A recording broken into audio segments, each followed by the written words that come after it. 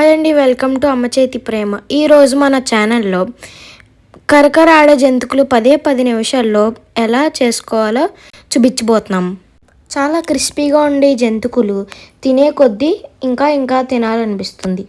ఇంకా లేట్ చేయకుండా వీడియోని స్టార్ట్ చేద్దాం. మొదటిగా బౌల్లో 2 కప్పుల బియ్యం పిండిని వేసుకుందాం. తరువాత 3/4 కప్పు శనగపిండిని వేసుకోవాలి. ఇప్పుడు 1/2 స్పూన్ వాము, రుచికి సరిపడే సాల్ట్, 1.5 స్పూన్ కారం, 1/2 స్పూన్ పసుపు వేసుకుని ఇవన్నీ బాగా మిక్స్ చేసుకోవాలి. ఇలా బాగా మిక్స్ చేసుకున్న తర్వాత 2 టేబుల్ స్పూన్స్ బటర్ కానీ ఆయిల్ కానీ వేసుకోవాలి. నేనైతే ఇక్కడ 2 టేబుల్ స్పూన్స్ ఆయిల్ వేసుకున్నాను. ఇప్పుడు ఈ ఆయిల్ పిండిలో బాగా కలిసేటట్టు కలుపుకోండి.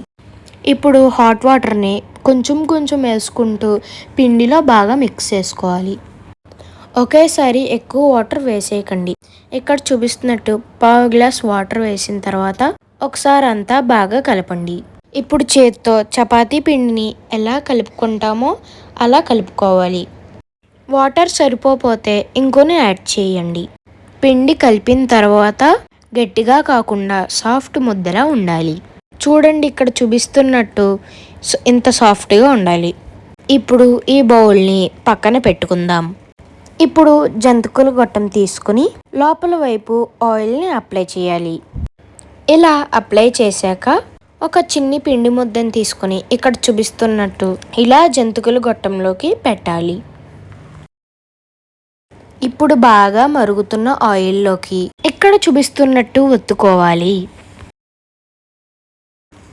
ఇప్పుడు ఫ్లేమ్ని మీడియంలో పెట్టుకుని 2 వైపులు కూడా గోల్డెన్ బ్రౌన్ కలర్లో వచ్చే వరకు వేపించుకోవాలి.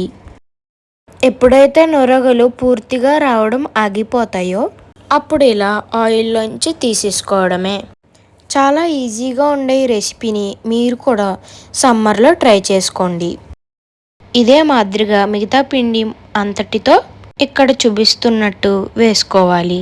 10 నిమిషాల్లో తయారు చేసుకోగలిగే ఈ జంతికలు మీరు చేసి మీకు ఎలా వచ్చినాయో నాకు షేర్ చేయండి. వీడియో నచ్చితే లైక్ చేసి సబ్స్క్రైబ్ చేసుకోండి. Thank you for watching.